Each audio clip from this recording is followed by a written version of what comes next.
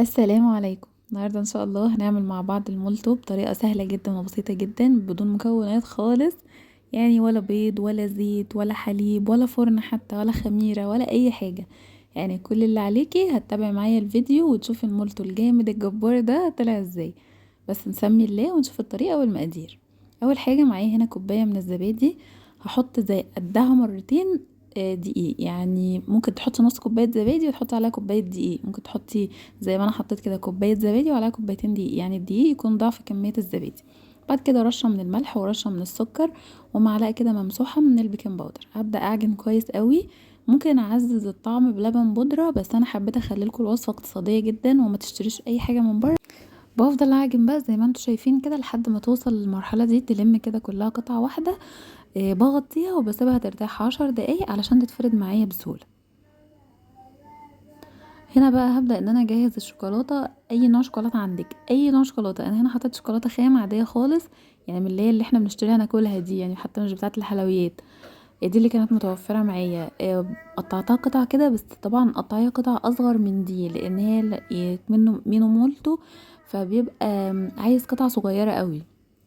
بعد ما العجينة هنا ارتاحت معايا، بحط بقى كده رشة من الدقيق، وبعدين ببدأ ان انا افرد العجينة. يعني الاول ضغطت عليها كده بايديا، وبعدين بفردها بقى بالنشابة. بفضل افردها خالص لحد ما يوصل سمكها كده، يعني اشبه كده بالرقاق. يعني مش عايزاها سميكة قوي علشان تستوي معايا بسرعة، وكمان ما تبقاش معجنة من جوه، ما تبقاش عجين يعني. وتبقى مورقة وطبقاتها تكون خفيفة ويكون حتى طعمها حلو. بصوا السمك عمل ازاي، زي ما يكون بتعملي رقاق.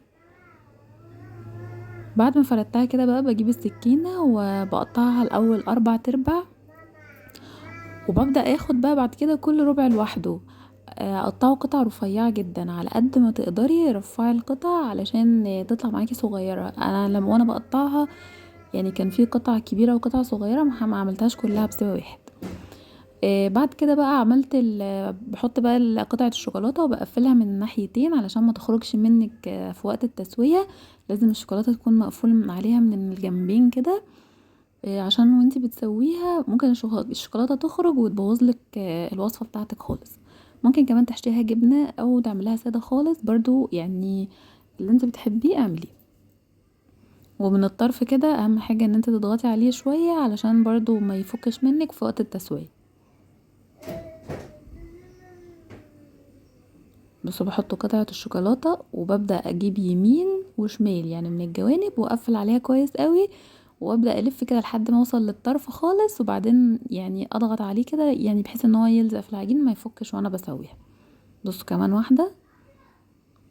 سهلة جدا، يعني الوصفة دي فعلا ما خدتش وقت خالص، يعني ما بتاخدش وقت تخمير ولا عجن ولا اي حاجة.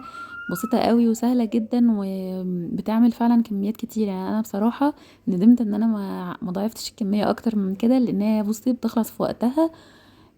من حلاوتها وطعمها بيبقى حلو فعلا وطرية، يعني وصفة كده سهلة ما بتاخدش مجهود اصلا.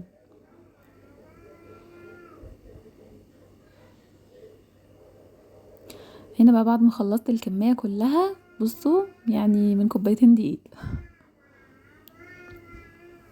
بكون بقى ايه ابدا ان انا اعملها على البوتاجاز. هبدا احط الطاسه والزيت يسخن شويه، ما يسخنش قوي علشان ما تتحرقش منك وما تاخدش لون بسرعه ومن جوه تبقى لسه نيه.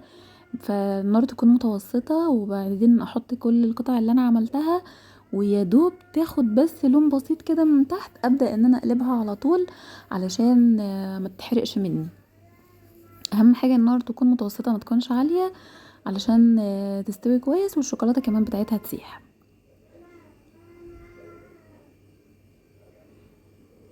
بصوا بعد ما خدت اللون الذهبي الحلو ده، اول ما تاخد لون كمان من الجنب التاني اشيلها على طول على طبق يكون فيه مناديل تصفي الزيت بتاعها. بصوا مش هتلاقوها شاربة زيت خالص، هي ما بتشربش زيت نهائي، يعني هتاكليها ايدك حتى مش هتزيت، ما بتشربش زيت فعلا. بعد ما خلصتها بقى كده، ده كان شكلها تحفة جدا وطعمها يعني روعة، مش هتندموا خالص لو جربتوها. بصوا بقى نفتح كده واحدة مع بعض. بصوا الشوكولاتة باظت خالص، يعني مفيش بعد كده. وبصوا بقى العجينة طرية ازاي، مفيش زيت طلع في ايديا، وشايفين مورقة ازاي. بسيطة جدا وسهلة جدا. ولو بقى عايزة تعمليها في الفرن، هي نفس الطريقة، بس هتشيلي البيكنج باودر وتحطي بداله خميرة. بدل معلقة صغيرة بيكنج باودر هتحطي معلقة صغيرة خميرة وتسيبيها تتخمر، يعني مثلا بتاع نص ساعة، وتكملي بقية الخطوات عادي جدا، وبعدين تحطيها في الفرن. هتعلي على اعلى درجة حرارة وتحطيها في الرف الاوسط. اول ما تاخد لون هتسيبها يعني بتاع 10 دقايق مثلا، تاخد لون وتخرجيها على طول. بصوا بقى الجمال والحلاوه، فعلا ما فيش بعد كده. مش هتندموا خالص ان انتوا تجربوا الوصفه دي، اتحداكوا اصلا ان انتوا بعد ما تشوفوا الفيديو هتقوموا تجربوها على طول. وده كان الفيديو بتاعنا النهارده، يا رب يكون عجبكم، يا رب يكون خفيف على قلبكم. ما تنسونيش في لايك وشير واشتراك في القناه، ونتقابل على خير. سلام عليكم.